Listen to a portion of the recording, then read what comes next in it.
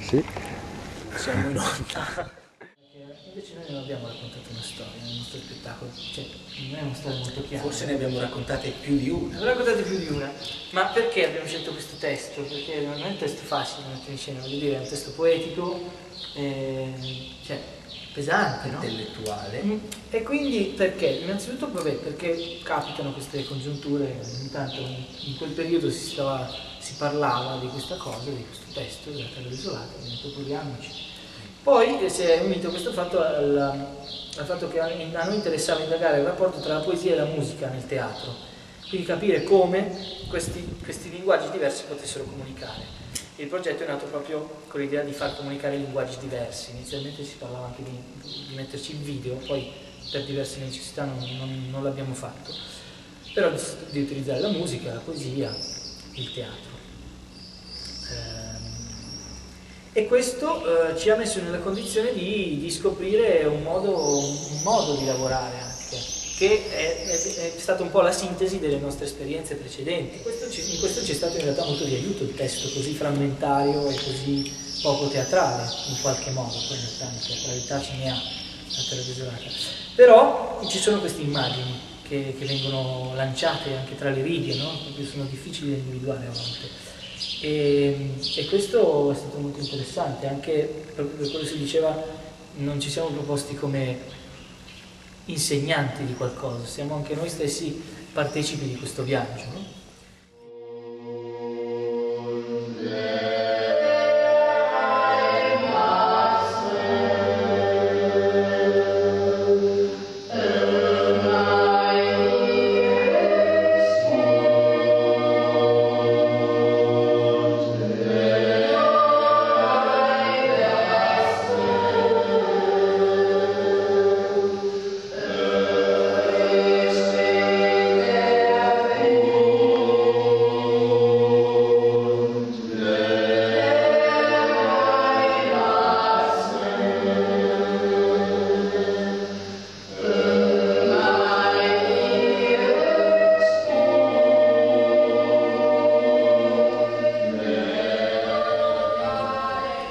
Un modo per creare il gruppo sia all'interno dello spettacolo drammaturgicamente ma anche nella fase laboratoriale è stato quello di utilizzare la musica, il canto.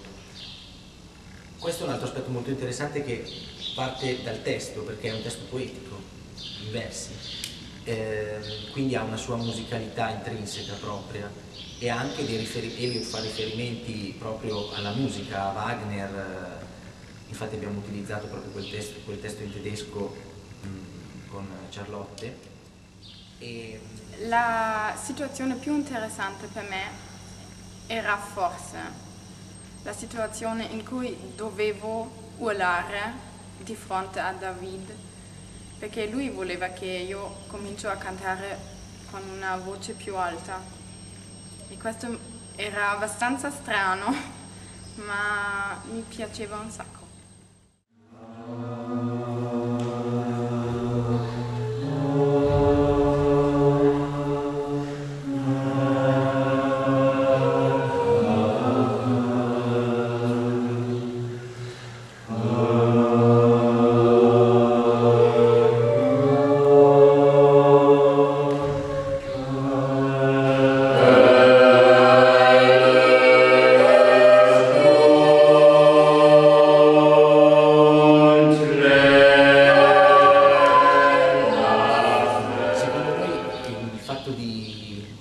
Usiamo il canto, almeno proviamo in questa esperienza di utilizzare la musica, il canto corale, sia per liberare ogni singolo attore, perché poi loro sono stati gli attori, e dal punto di vista cioè, tramite la musica e il canto si concentrano, riescono ad arrivare a un liberarsi prima di contatto. tutto delle preoccupazioni personali. Se devi cantare, la regola numero uno è ascoltarsi, e questo ascolto porta a un frutto molto, non so come dire, aiutami. E questo ascolto porta a creare un gruppo. Ecco.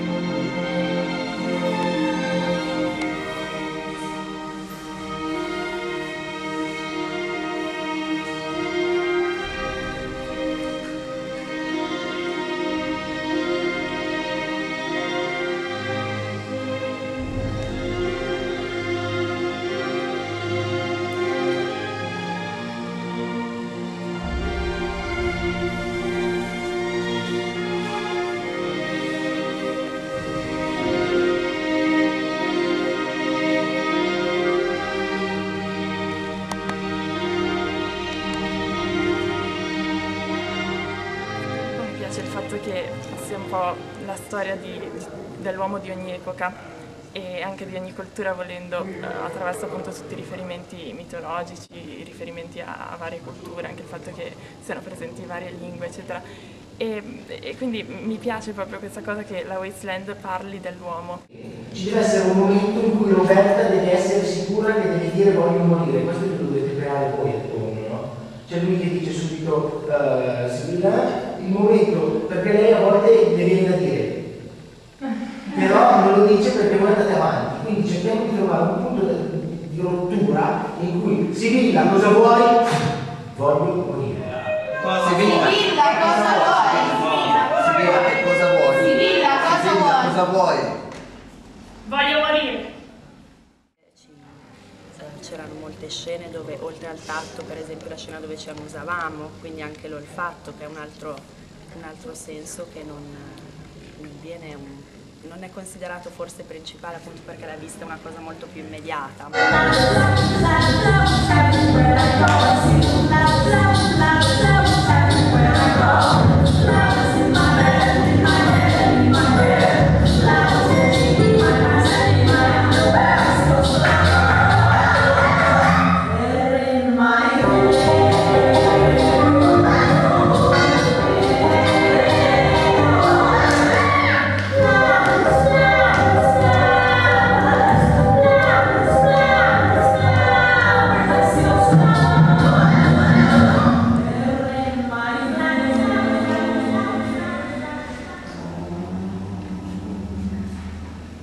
Venite all'ombra di questa roccia rossa e vi mostrerò qualcosa di diverso. Dall'ombra che al mattino a grandi passi vi segue, o dall'ombra che alla sera si leva e vi incontra. Vi mostrerò la paura in un pugno di polvere.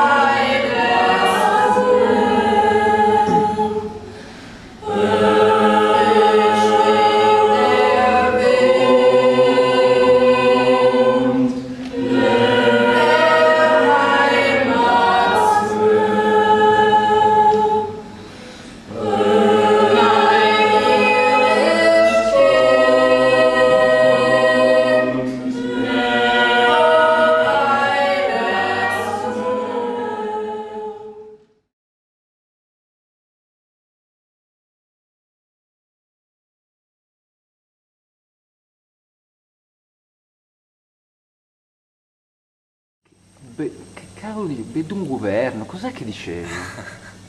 Dicevo la caduta del governo. E cosa vuol dire? È in dialetto genovese, vuol dire caduta del governo. Una caduta del governo! Viola è un brutto nome. Questo è cartone. Saranno le margherite. A volte il freddo è troppo freddo. Che scandalo! Ugai prai da sera. Che stufo di te. Io va. Che faccio? Hai mo come piove. Vino? Birra? Vodka? No, vodka no. Comunisti.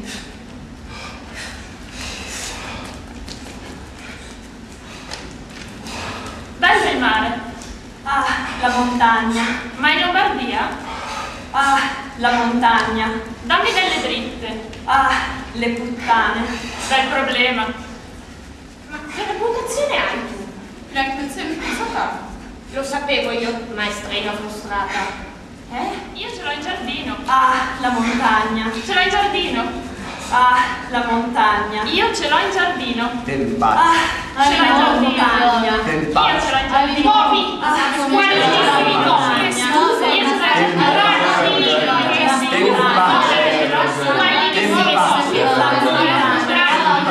Che stufo di te. Tu, hypocrite lecteur, mon semblable, mon frère. tensione, da una tensione ad un'altra, da una tensione ad un'altra, e questo secondo me, ok, l'hanno provato gli spettatori, l'abbiamo provato noi un po' tutti, per quello che mi è piaciuto. Per quanto riguarda l'argomento, è vero che è un'opera, cioè, che risale a tanti anni fa, però da un certo punto di vista gli uomini non sono tanto cambiati, quindi i problemi dell'incomunicabilità, molto spesso c'era non so, il rapporto fra coniugi oppure fra amici, il diverso, cioè magari forse una volta c'era un altro aspetto del diverso, ma cioè, ricade sempre, perché cioè, proprio è insito nella natura umana. Suppongo che ci siano conflitti fra le persone o che ci sia una certa, non so, incomprensione o tensione. Non sai niente, non vedi niente, non ricordi niente. Mi ricordo, erano perle che erano i suoi occhi.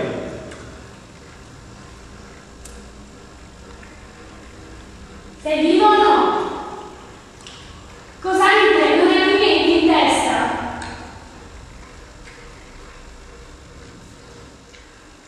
Ma... Oh! Quella musichetta shakespeariana è così intelligente, così elegante.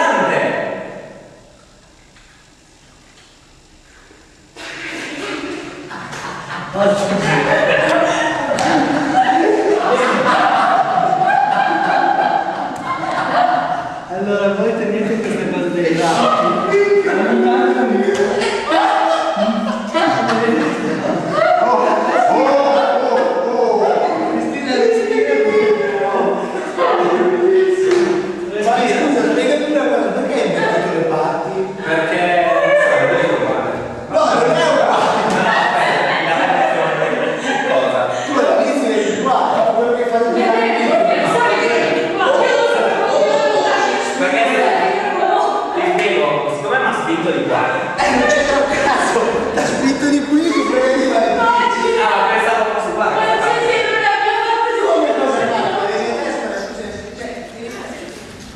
La tenda del fiume è infranta.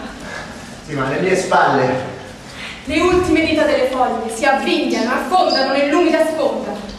In un gelido spasmo il vento solca la terra bruna. Odo lo scricchiolio delle ossa.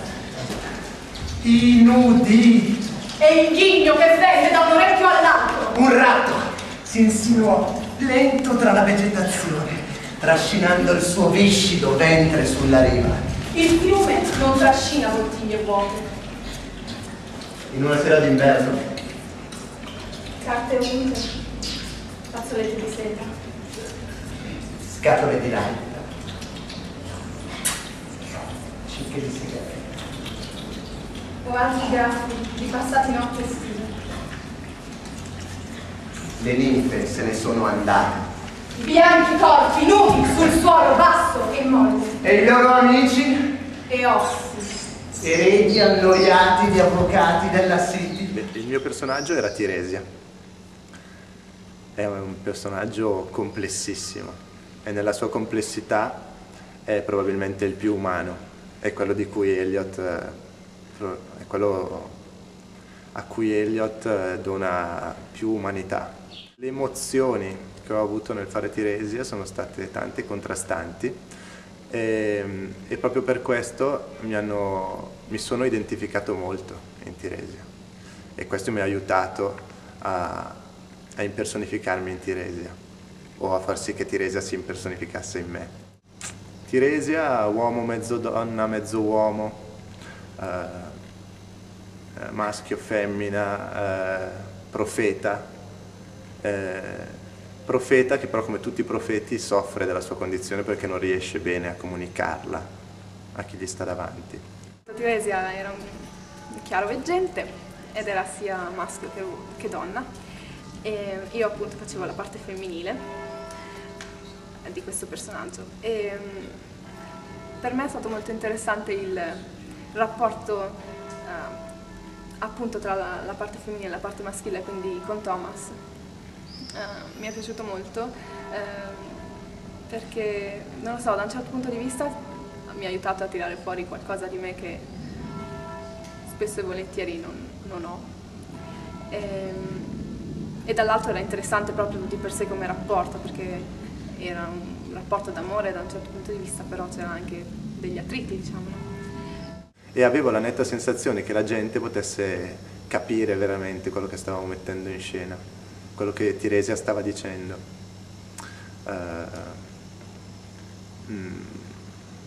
Tant'è che io ho un blog e ci scrivevo, spesso scrivevo porzioni del mio testo, e la gente non scrivendo, non specificando che il testo era tratto dalla Terra desolata di Eliot, era il nostro testo teatrale rielaborato, e i miei amici così che mi leggevano dicevano: beh, belle queste visioni, ma dove le hai avute? A Milano?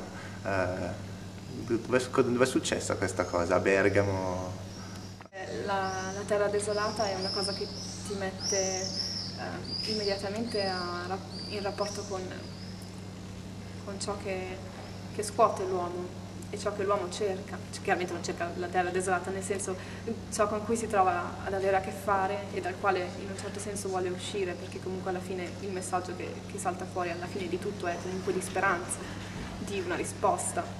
Perciò in un certo senso era comunque un ritorno all'autenticità di ciò che l'uomo è.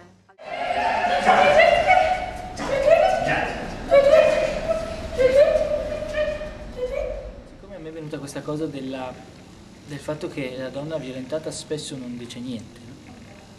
Subisce violenze per lungo tempo e non dice niente, fa quello che deve fare, va in giro, cucina, va al lavoro, poi torna e succede quello che succede. E quindi questa cosa mi ha fatto venire in mente un po' questa cosa che poi è rimasta nell'immagine, che è quella delle ragazze che vanno avanti e cercano di arrivare in un punto e di raggiungerlo senza molto indifferenti, mentre gli uomini li riportano al loro posto.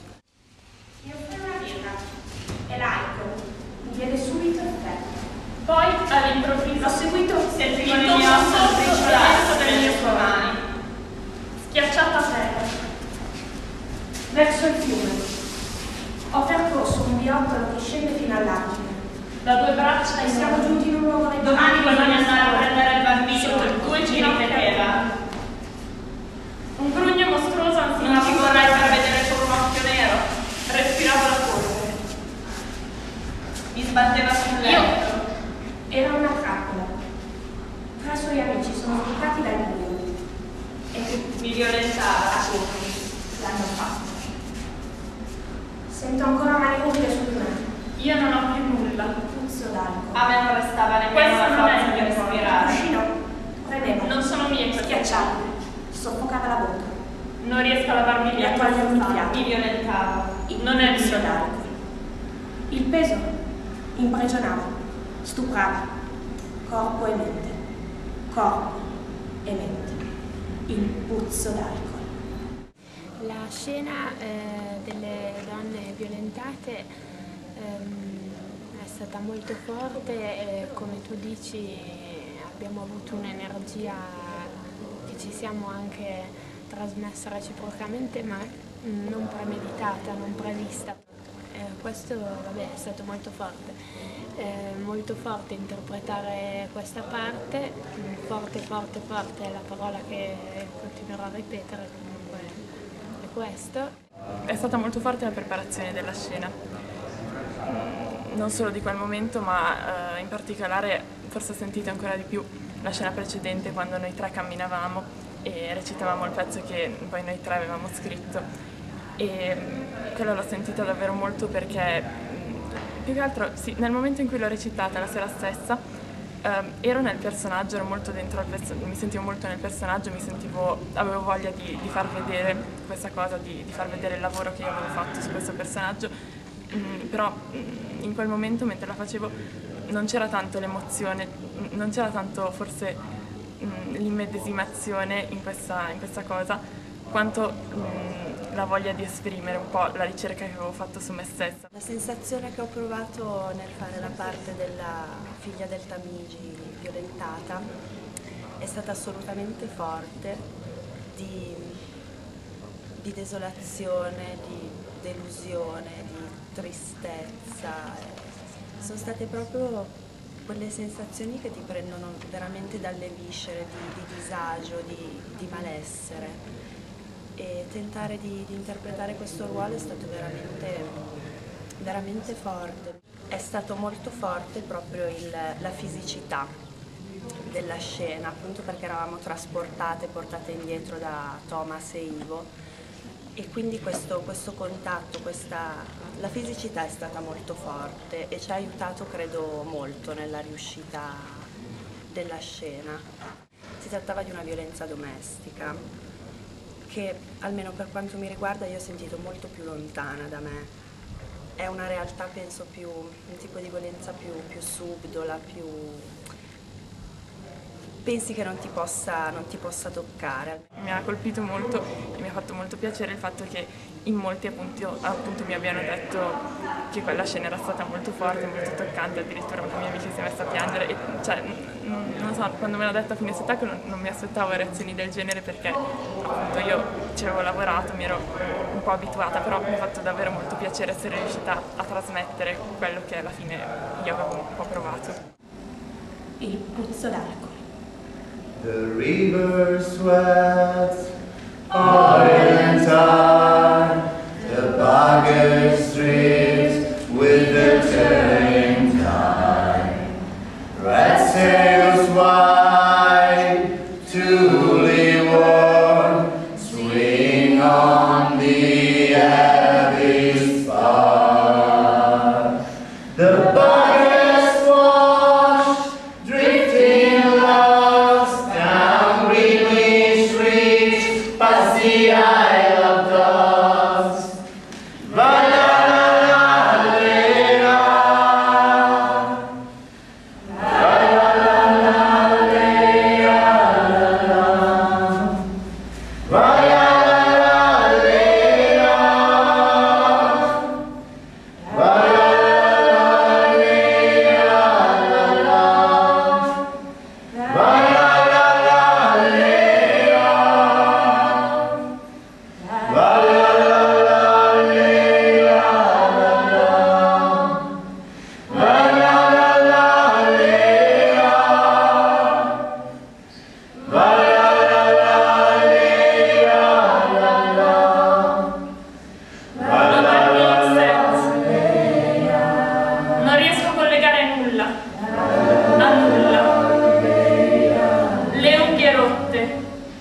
di mani sporche, la mia gente, gente umile, che non si aspetta nulla.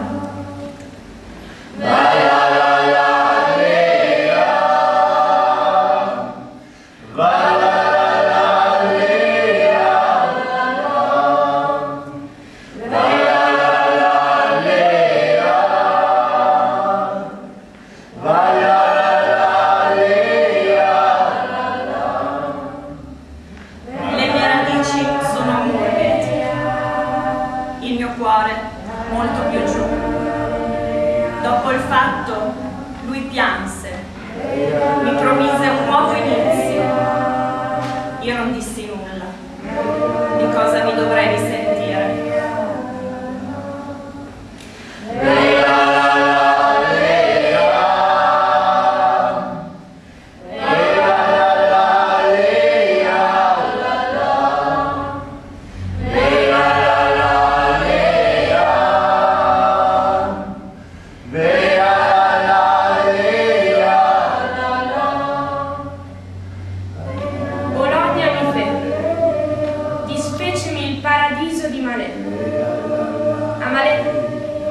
Alzai le ginocchia, supina, sul fondo di una canoa stretta.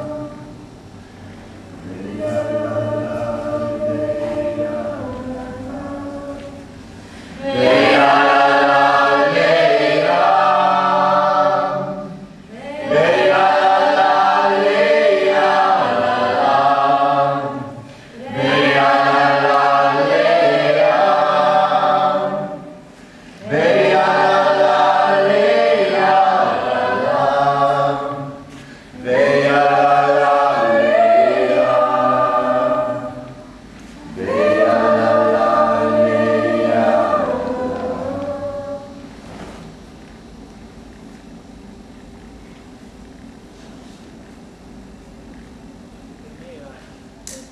l'ha ripetuto, poteva essere qualcosa, mi immaginavo i lavoratori neri, no? Questa cosa molto che è dentro, che però viene fuori in qualche modo. No, infatti lì c'è un aneddoto curioso perché effettivamente quella canzone, cioè io sono partito dal fatto che eravamo arrivati a un punto e nella fattispecie era il punto appena prima di questa scena. Quindi secondo i movimenti fisici che avevamo impostato, questa canzone secondo me doveva portare, cioè la musica doveva portare a qualcos'altro, portare a isolare queste tre ragazze che poi dicevano il loro testo. E la canzone è stata costruita in modo tale che poteva anche, se fatta in una maniera appena tranquilla e superficiale, rischiava di diventare effettivamente il canto dei Boy Scout, come diceva Cristina. Infatti poi lì il lavoro è stato quello di cercare di trovare un respiro giusto come gruppo, come gruppo di persone, in modo tale da far sembrare che questo canto venisse da lontano, dal profondo, per riuscire a far uscire poi queste tre ragazze che avrebbero poi... E poi lì a cosa è servita anche la musica? In qualche modo anche a livello della costruzione dell'immagine, perché a un certo punto avevamo finito di montare un attimo quell'immagine della camminata con i ragazzi che portano le ragazze al punto di partenza e poi dovevamo cambiare qualcosa. Allora la musica ci ha portato a fare un certo tipo di percorso e Davide Raffoli ha visto questa possibilità di legare le ragazze. Però se non ci fosse stata la musica che aveva portato quel tipo di movimento, un tipo di respiro particolare, un tipo di ritmo all'interno del gruppo, probabilmente non sarebbe emersa come visibile quell'immagine, no? Noi lì siamo partiti molto banalmente dall'utilizzo del gesto legato al testo, perché all'inizio avevamo solo il testo che loro avevano studiato a memoria, all'inizio era in inglese, e allora per provare come farlo io avevo chiesto loro di rallentarlo molto, dilatarlo e di accompagnarci un gesto, e loro hanno trovato ognuno questo tipo di gesto, ognuno diverso. E loro in tante situazioni avevano un agglomerato di emozioni che non sapevano neanche quale tirar fuori, quindi questo gesto non è né pensato né mirato, ma forse è l'unico modo che il corpo ha poi per tradurre in qualcosa di visibile, di concreto, questo agglomerato di emozioni che non sarebbe altrimenti esternabile, insomma. Io, Tiresia, benché cieco, vibrante tra due vite, vecchia barba, non avvizzite mammelle, signora, posso vedere. La segretaria a casa all'ora dell'aperitivo sparecchia la colazione, accende i fornelli, tira fuori il cibo in scatola. Fuori dalla finestra, coraggiosamente appese ad asciugare, le sue combinazioni toccate dagli ultimi raggi del sole. Sul divano sono infilate, che di notte è il suo letto, calzini, polsini, camiciole e corsetti. Io, Tiresia, vecchia barba, con le poppe avvizzite, percepì la scena e predissi il seguito. Anch'io aspettando l'attesa estrema.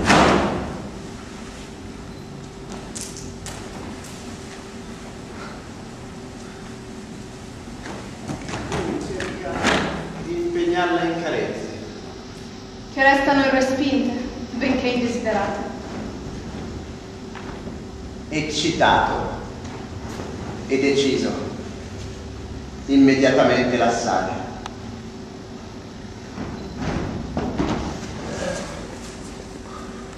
Le sue mani esploranti non incontrano difesa, la sua vanità non pretende risposta. E prende l'indifferenza come un benvenuto. E io, Tiresia, ho preso coperto tutto ciò che è stato... che si questo è molto compie difficile. su questo stesso divano un letto. Io che ho seduto sotto le mura di Tebe e camminato fra gli uomini. Non me lo ricordo, non c'è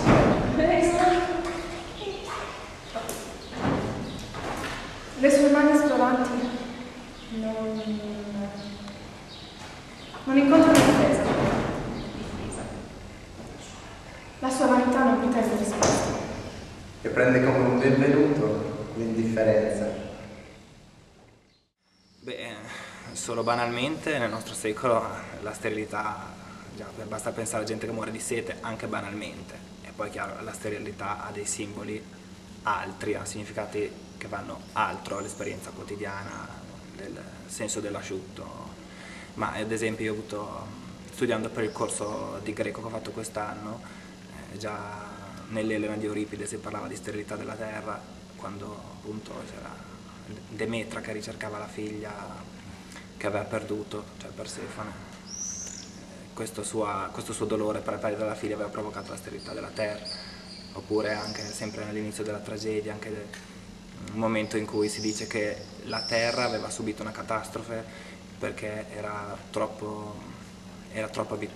appesantita dai mortali, era diventata sterile, quindi erano morti questa folla enorme di mortali. E sicuramente anche dietro appunto al testo di Eliot si adombra la guerra del 15-18, e questo sicuramente anche questo purtroppo è tristemente attuale, sebbene non in Europa, quindi direi che ha senso assolutamente riproporre questo testo. Invece il personaggio, l'altro, quello che mi ha dato più emozioni, soprattutto per due motivi. Uno, per il testo che recitava, perché era il testo appunto sulla sterilità della terra, quindi era direttamente legato al testo che facevamo. E l'altro era perché nell'intenzione di creare questa sorta di macchina umana e di simulare un rapporto sterile, un rapporto sessuale sterile, o comunque un'unione, beh, innanzitutto vederla da fuori doveva essere un'immagine sicuramente bella, che io chiaramente non ho mai visto perché era al centro.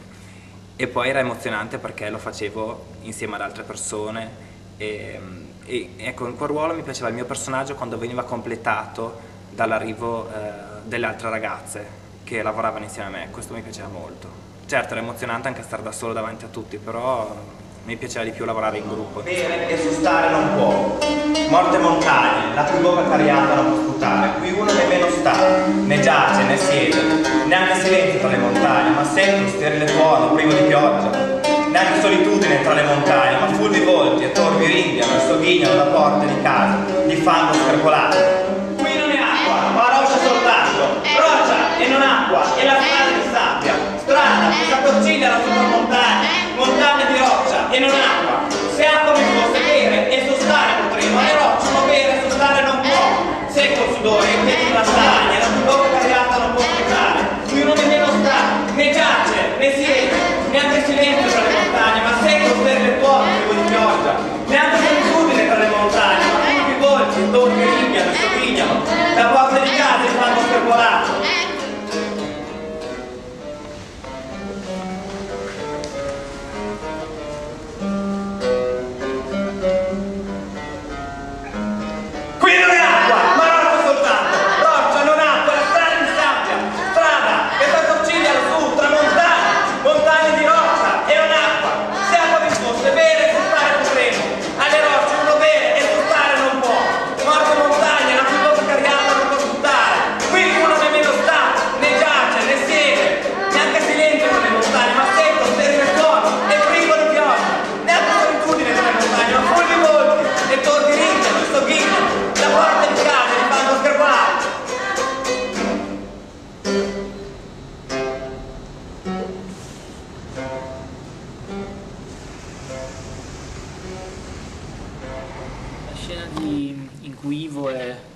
circondato dalle ragazze e ripete ossessivamente questo testo, anche lì è stato difficile incastrarla. Noi avevamo, lì c'è un pezzo del brano, un brano della Terra Desolata che descrive questa segretaria all'ora del tè, dice Eliot, che aspetta questo amante e in realtà quando lo incontra non ha tanta voglia di incontrarlo né di farci chissà che cosa, dice, infatti quando finisce l'amplesso dice vabbè, meno male che è fatta, no? Allora volevamo rendere un po' quest'idea, e questa era un po' mentale, l'idea di questo sesso meccanico, no? E allora abbiamo detto facciamo questa macchina. Lui partiva questa sua scena da solo e pian piano loro una per volta, in base al suo gesto mentre lui diceva il testo, cercavano di inserirsi proprio ad incastro, quindi anche lì la cosa non poteva presupporre il pensiero, perché una arriva, non sa quella che arriverà dopo non sa cosa ha fatto la sua compagna prima, quindi quando lo vede va lì e lo fa.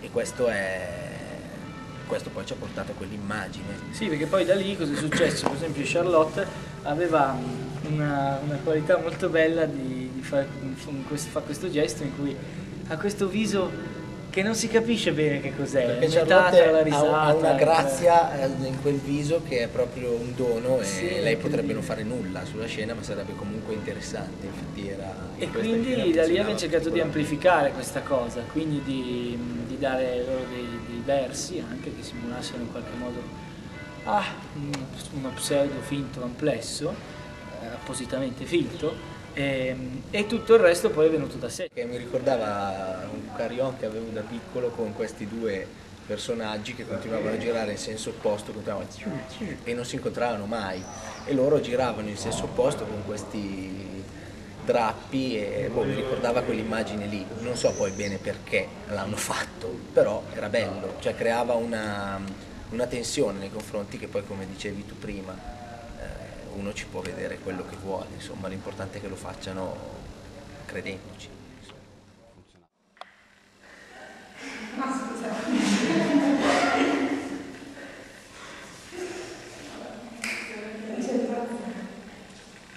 Anche perché cosa? Cioè, non vedete altri, ce l'hanno i denti, e non so i denti. I capelli magari, con questa continua mossa, non capisco questa aggressività di guerra. Minimo. Cosa pensi che voglia fare quando torna? Basta. No, cosa pensi che voglia fare? Dillo, cioè magari non lo sai, magari non c'è il minimo. Facciamo un disegnino, Non vuole le pillole. Smetti le pillole. L'uscita è qua. Ma non è per la portata. Avete capito? Oh, zitta lei! Basta! Non scappare dai tuoi doveri.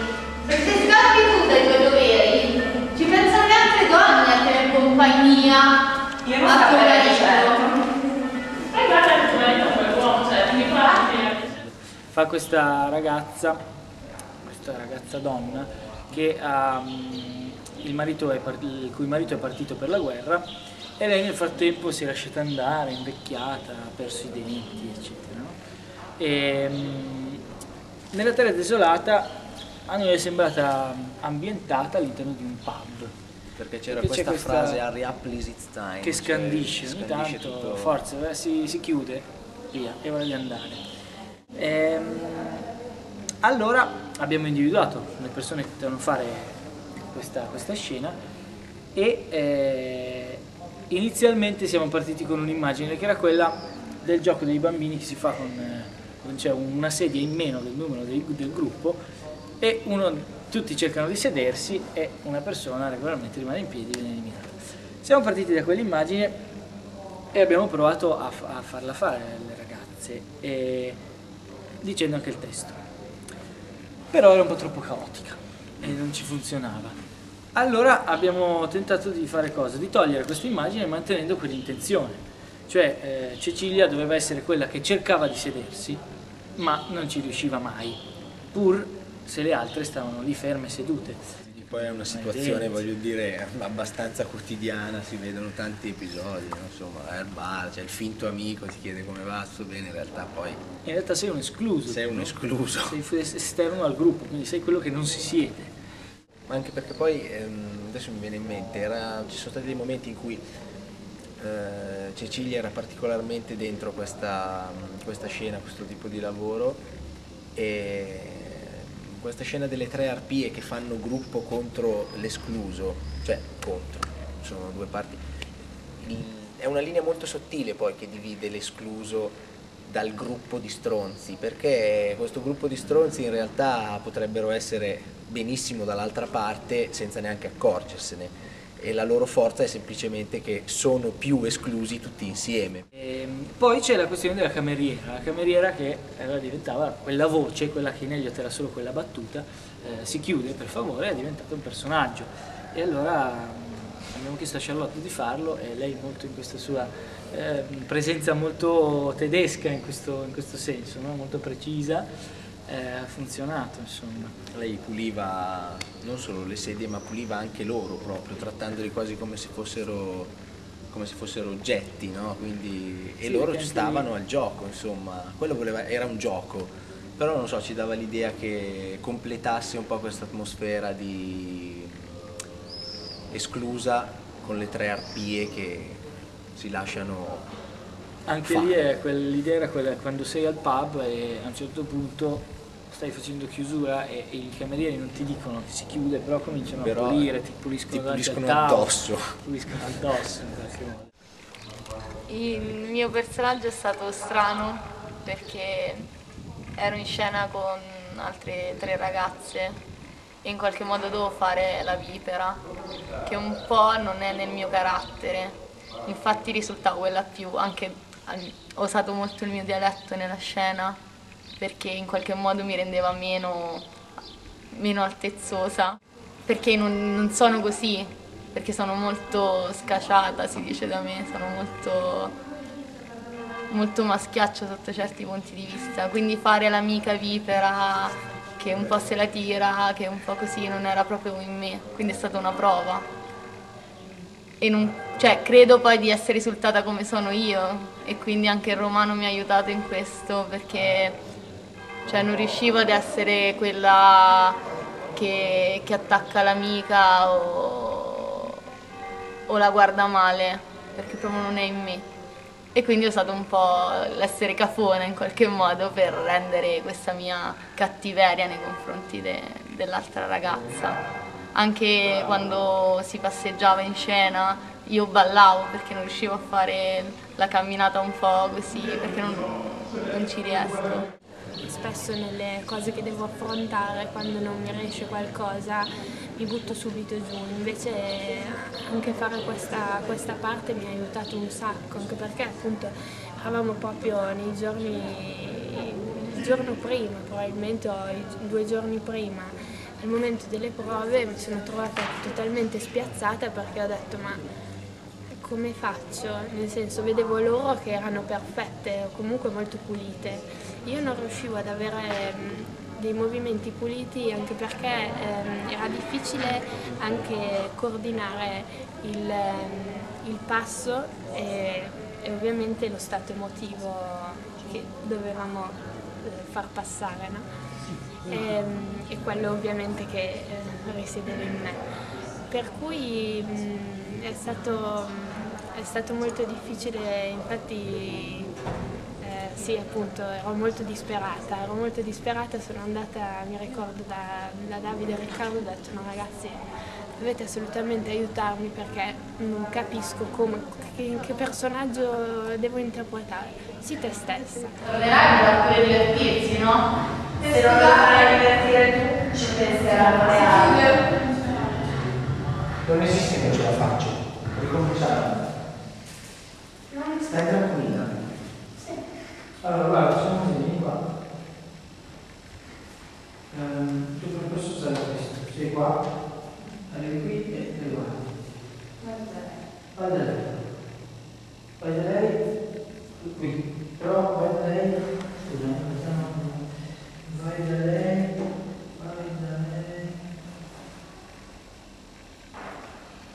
così, in 2 tempi, aspetti. Sì.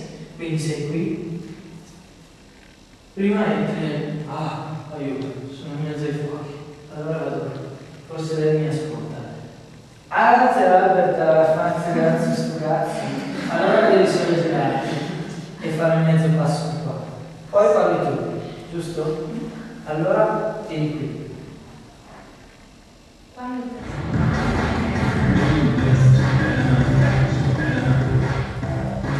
Ora che Albert torna, vedi il fatto curva. E vorrà essere il fatto del solito della tua famiglia. Devi chiedere, ero presente, le disse fateli togliere tutti e mettiti una bella dentiera. Non ce la faccio, ero presente. Le disse fateli togliere tutti e mettiti una bella dentiera. Non ce la faccio più a vederti così. E infatti, te se può guardare, pensa a quel poraccio di Adler. Torna dopo 4 anni in guerra, minimo se vorrà divertirti un po', no? Scusate, ma si chiude? Saprò che ringraziare allora. O ti piace così o te lo fai piacere, insomma. Ci sono altre che sanno scegliere e decidere se tu non ne sei capace. E comunque se Albert ti scarica non potrai dire che noi non te l'avevamo detto. Ma non ti vergogni? Fare mia nonna e pensa che c'è solo 31 anni. Scusate, ma si chiude? Non posso farci niente. Sono state le pillole, quelle che ho preso per la guardia. Vabbè che ce ne aveva già 5 ed è quasi morta per quel piccoletto di Giorgia. Il farmacista disse che sarebbe tutto andato bene. Ad allora non sono più la stessa.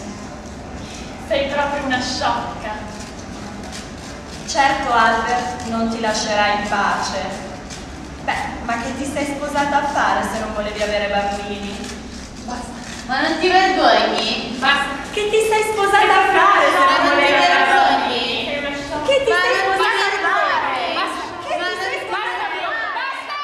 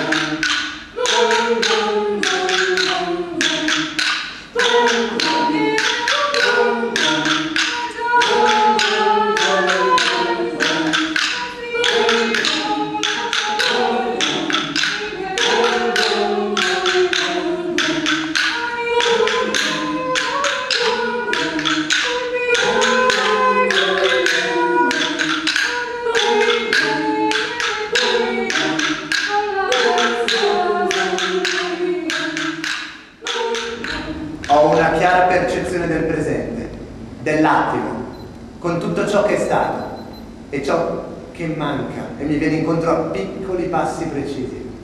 E sapere, senza capire, che non si torna indietro, che c'è uno scopo da qualche parte infilato, nascosto tra i ciuffi d'erba, le pietre e le macchie di sole.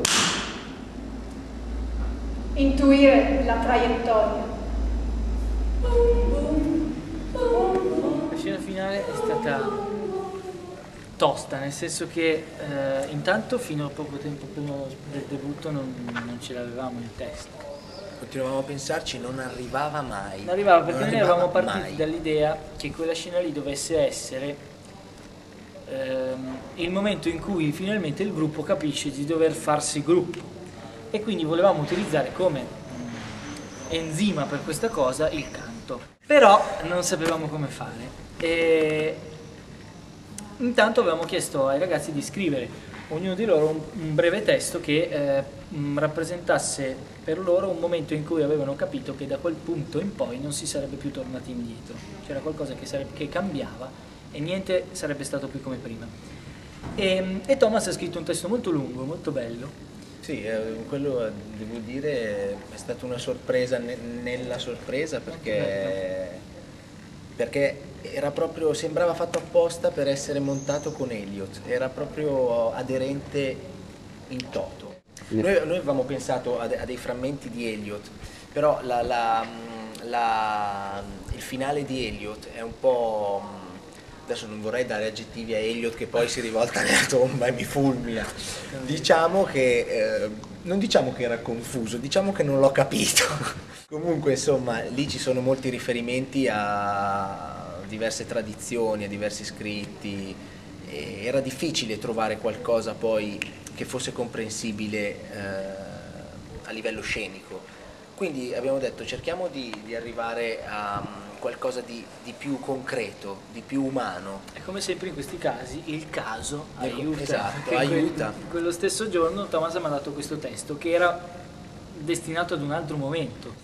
E quindi a questo punto Davide l'ha montato, il testo di Thomas con i frammenti di Elliott, e abbiamo deciso di tenerlo come finale perché c'è questa frase che cosa abbiamo dato. che cosa abbiamo fatto?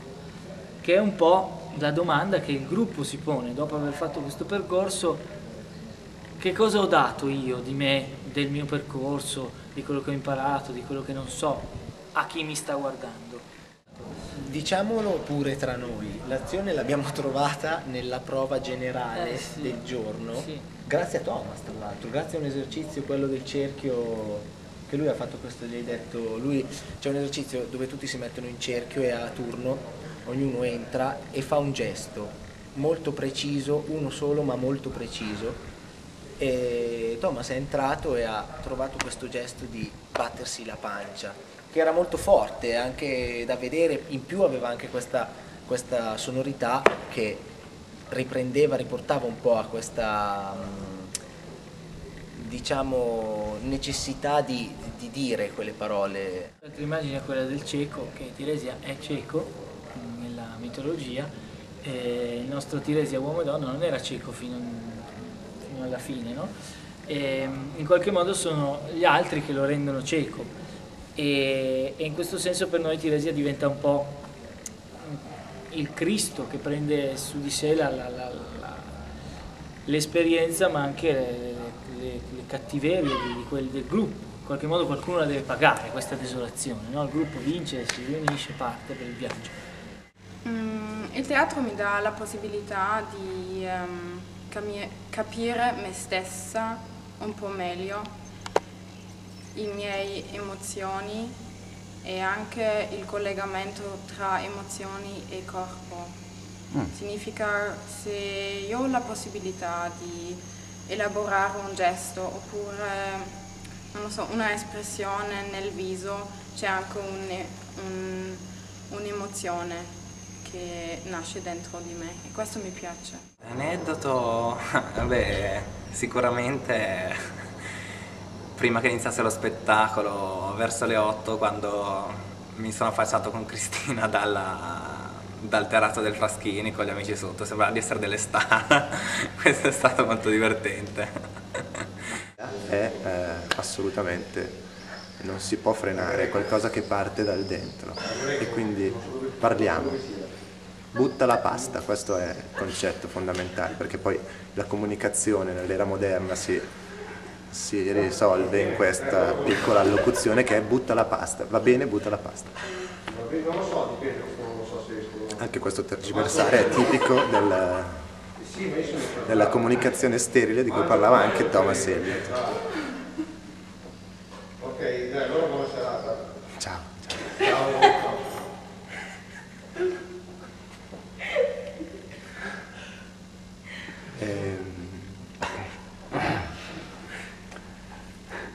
Credo di non aver capito la domanda. Il momento che più di tutti mi ha emozionato e mi ha colpito è stato il momento appena prima dello spettacolo, un quarto d'ora prima che lo spettacolo iniziasse, mezz'ora prima, in cui eravamo, l'adrenalina era alle stelle, però tutti hanno iniziato a canalizzarla in concentrazione, che è quello che serve per iniziare.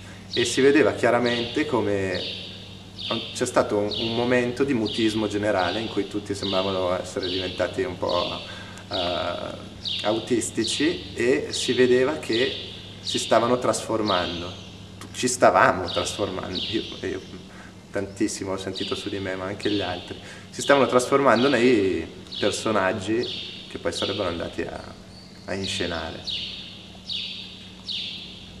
Stavano trasfigurando, sì.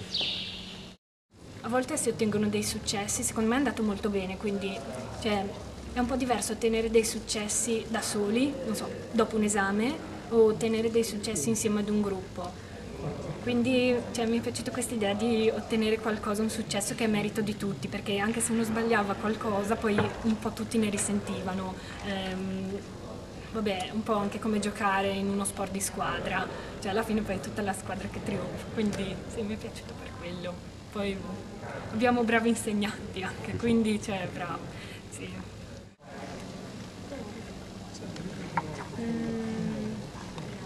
No, forse mi è piaciuto molto di tutto questo lavoro il fatto che loro siano stati capaci di... Loro chi? Loro, i due ragazzi, siano stati capaci di riuscire a mettere insieme degli aspetti di resa umana che spesso nel teatro non sono compresenti, o comunque ce n'è uno, ce ne sono due, invece sono riusciti a convogliare la musica, il corpo, la gestualità, la parola, l'espressività a livello naturale, quando ci siamo spogliati della desolazione e abbiamo comunicato tutto quello che era in noi.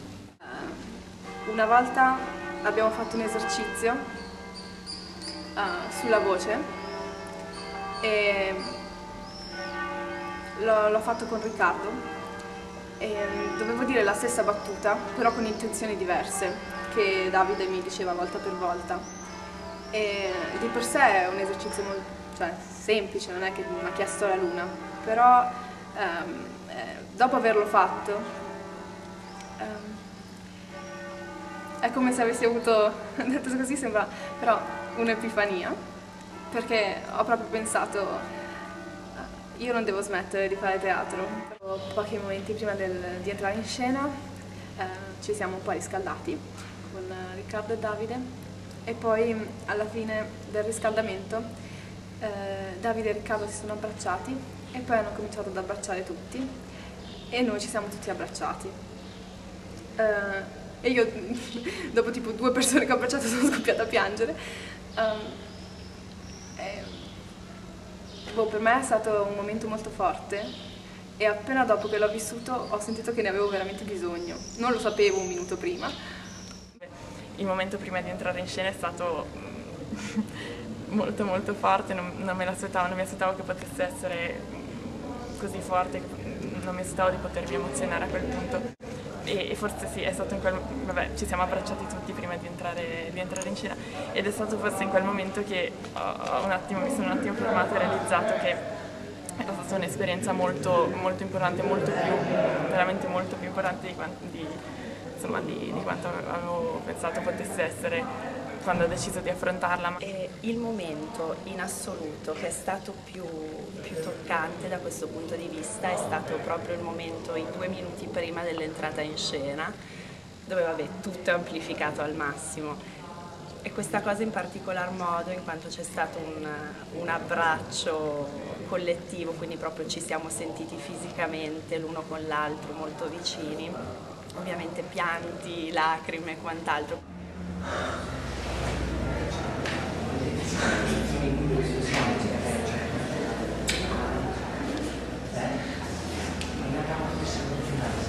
Tutto il carico di stress, di emozione, ha fatto esplodere 1000 sensazioni e quello è stato il culmine, l'apice. Ok, cosa suggerisci? Sono terrorizzata. Andiamo. Sono una persona molto insicura, molto timida sotto certi punti di vista e quindi non ero per niente convinta di farcela.